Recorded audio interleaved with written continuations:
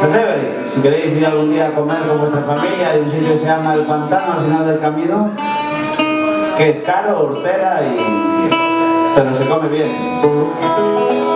La siguiente canción se llama Steel Guitar Rag. No sé de quién es, yo la aprendí de Luis. Luis la aprendió de su padre, el cual la aprendió de una chica del Boulevard del Papagayo, pero del nuevo, no del viejo. Y bueno, Luis la toca de puta madre y yo me voy a arreglar.